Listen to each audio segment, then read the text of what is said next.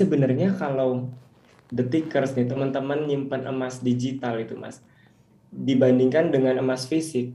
Satu, kalau misalkan kita ngomongin emas fisik ya Mas, Mhm. ketika kita mencetak menjadi emas fisik itu kan kita akan dikenakan biaya cetaknya nih, Siap.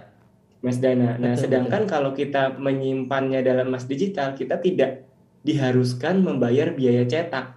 Gitu. Oke. Tetapi tidak perlu khawatir karena di belakang itu sudah ada emas fisik yang kita miliki dan itu menjadi satu keharusan dari regulator, Mas.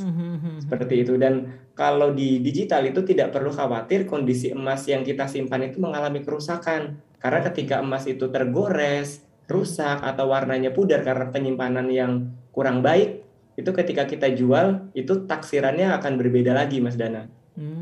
Oke. Pertama itu, yang kedua harganya Mas Dana. Mhm. Kalau emas fisik, harganya itu kan tergantung skill dari negosiasi yang kita punya nih. Betul. Saya datang ke tokonya Mas Dana atau Mas Heeh, Wahyu. Mas heeh. Wahyu, harga emas sekarang berapa?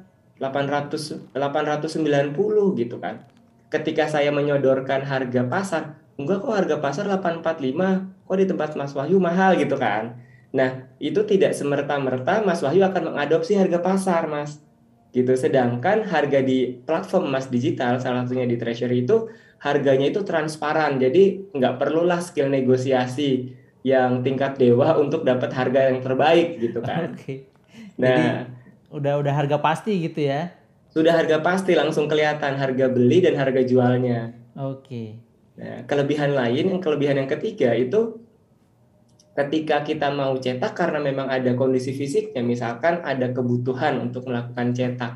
Mhm. Nah, untuk memberikan hadiah misalkan, Mhm. untuk mahar pernikahan misalkan. Mhm. Nah, itu bisa langsung dicetak, Mas. Mhm. Kapanpun dicetak, hanya tinggal menambah biaya cetaknya saja.